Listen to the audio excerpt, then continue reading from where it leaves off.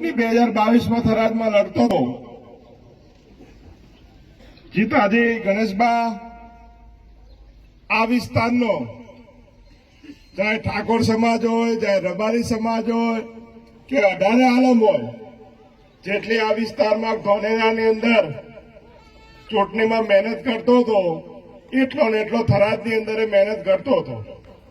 જો ત્યારે થોડુંક થરાદનું દુઃખ રહી ગયું હોય તો મારી બેન ગેનીબેનને આ 2024ની લોકસભાની ચૂંટણી જીતાડીને જે આપણે થરાદમાં નાનો મોટો ટેકો રહી જાય પૂરો કરવાનો સમય આ 2024ની ચૂંટણી. આજે આપણે હવે તડકો છે, પણ એટલે તમને બધી સમાજ વતી ખાતરી આપું છું કે 5મા મહિનામાં જયારે મતગણતરી થશે ત્યારે બનાસકાંઠાની સૌ ગરીબ નાની મોટી સમાજ ઉપર ગેનીબેનને જીતાડીને ભગવાન છોયડો પૂરો પાડશે એવું તમને ખાતરી આપવા માટે આવ્યો.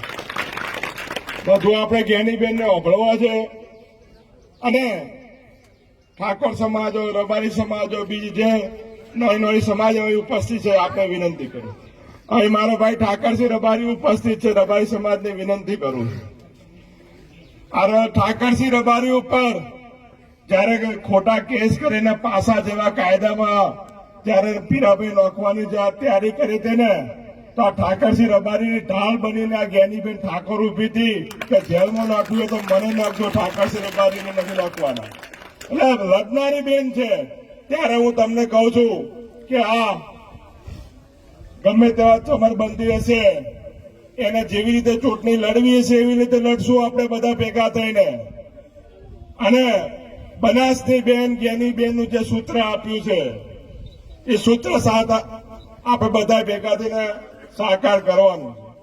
આખી કોંગ્રેસ પાર્ટી હોય કે અઢારે આરમની હોય, દરેક સમાજ હોય, અહીંયા આટલા તડકે ઉભા છે એનો મતલબ છે કે લાગણી છે. આમ તો તમારે વહેલું આવવાનું તો 2 કલાક મોડા પડ્યા છે. એક નડાબેટથી ચાલુ કર્યું અને વિધાનસભામાંથી થરાદથી હોય આપણી વચ્ચે આવતા દરેક ગામડે લાગણી હતી, પ્રેમ હતો, સત્કાર હતો.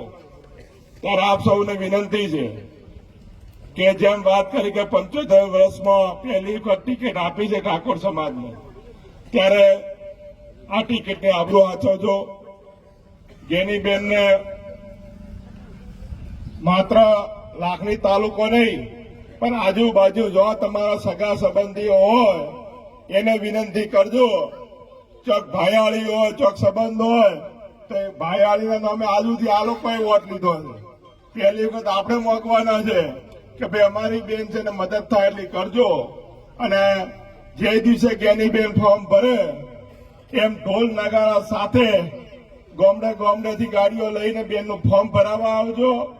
અને સાથે સાથે જે દિવસે મતદાન હોય તો કોઈ ઘરે બાકી ના રહી જાય એટલી જો ખાતરી રાખશો તો 2 લાખ કરતા વધુ વોટે ગેનીબેનને આપણે જીતાડશું. આજે ભાજપમાં લાખોની વાત કરતા હતા ને હવે ટક્કરમાં આવ્યા હતા અને ચૂંટણી પૂરી થતા હોતી બેનને ગેનીબેનને આપણે 2 લાખ કરતા વધુ વોટે ના જીતા તો આપણી મહેનત ઓછી. આજથી ચોય હાગો પર હમણાં મોણામનો હગાઈ હકપણ નો વધો હોય પણ એ સાઈડમાં મેલ દો.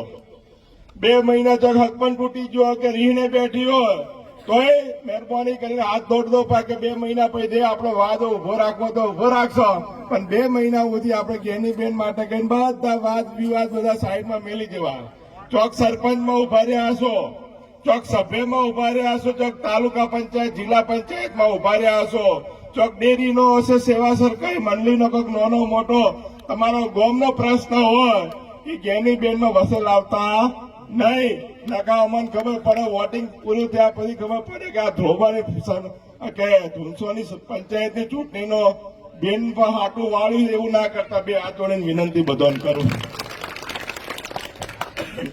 બધાને હાથ જોડી નોના થાજો કે ભાઈ મહેરબાની કરજો. પહેલી અમારી ચૂંટણી છે ને 5 વર્ષે પરીક્ષા થાય છે અને 5 વર્ષમાં અમારી બેન જો અમે બધી સમાજની ધોળી તાળી પર બેઠી છે. અમે તમારી ખાતરી આલો જે વિશ્વાસ મેળશો પૂરો થશે. એનું કારણ કહું, અમે વાવની અંદર ઘણા બધા એવા બનાવો બન્યા પણ હંમેશા જેની બેન દરેક સમાજની માત્ર ઠાકોર સમાજની પણ બીજી સમાજની ઢાળ બનીને ઉભી રહી છે ત્યારે અમને તમને કહેવા માટે આવ્યા. સૌને વિનંતી, પૂરું વોટિંગ કરાવજો અને ફોર્મ ભરાવા માટે આવજો.